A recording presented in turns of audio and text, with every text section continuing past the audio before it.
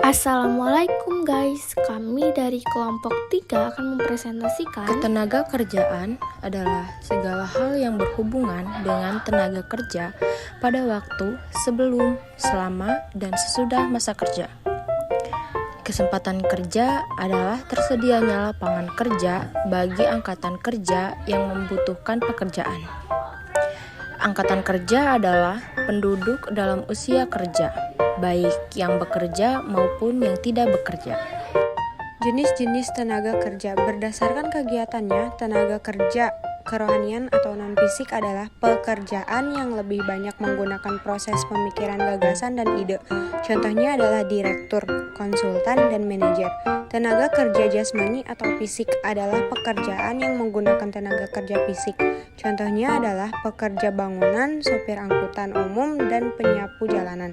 Berdasarkan jenis keahliannya, tenaga kerja terdidik yaitu pekerjaan yang didapatkan dari hasil sekolah atau pendidikan. Contohnya adalah dokter.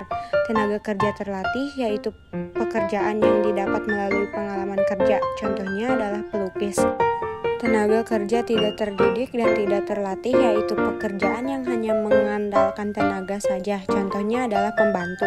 Masalah ketenaga kerjaan. 1. Tingkat pengangguran yang tinggi. 2. Jumlah angkatan kerja yang tinggi. 3. Lista pendidikan dan keterampilan yang rendah.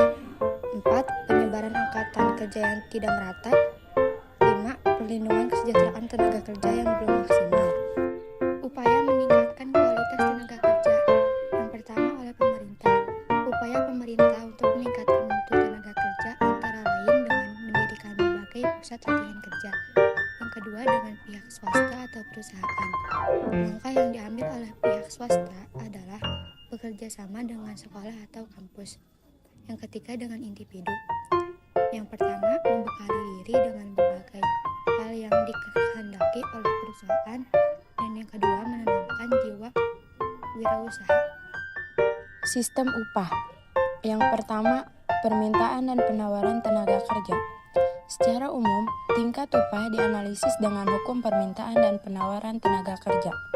Jika penawaran lebih besar daripada permintaannya, tingkat upah cenderung turun. Begitupun sebaliknya. Yang kedua, kesepakatan pemberi kerja dan penerima kerja. Permintaan dan penawaran ini terjadi saat wawancara seleksi kerja, di mana pemberi kerja dan penerima kerja lazimnya melakukan tawar-menawar tentang jam kerja dan upahnya. Yang ketiga, upah minimum. Upah minimum ditentukan oleh suatu kawasan untuk kawasan yang berbeda.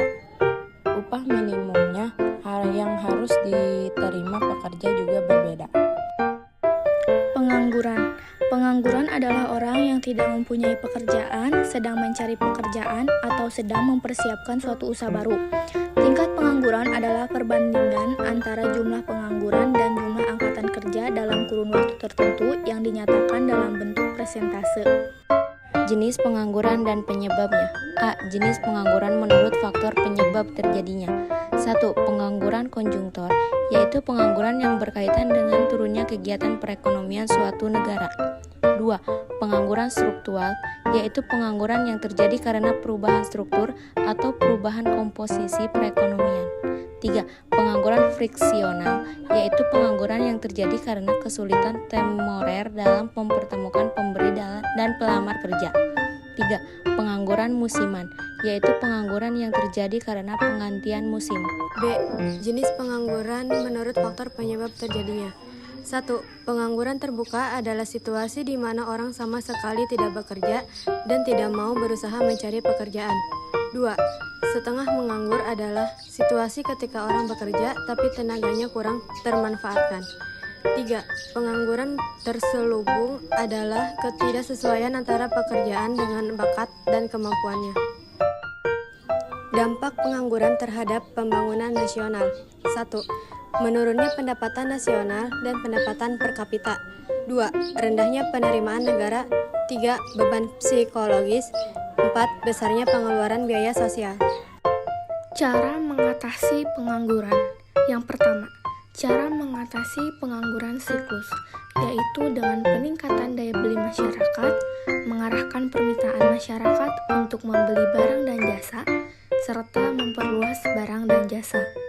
Lalu yang kedua, cara mengatasi pengangguran struktural, yaitu dengan pengadaan pendidikan dan pelatihan kerja, memindahkan tenaga kerja dari tempat yang tidak membutuhkan ke tempat yang membutuhkan, dan yang terakhir, mendirikan industri yang bersifat karya. Yang ketiga, cara mengatasi pengangguran fiksional, yaitu dengan mengusahakan informasi yang lengkap tentang permintaan dan penawaran tenaga kerja, serta menyusun rencana penggunaan tenaga kerja sebaik mungkin. Dan yang terakhir, cara mengatasi pengangguran musiman, yaitu dengan pemberian informasi tentang lowongan pekerjaan. Thanks for watching guys. Wassalamualaikum warahmatullahi wabarakatuh.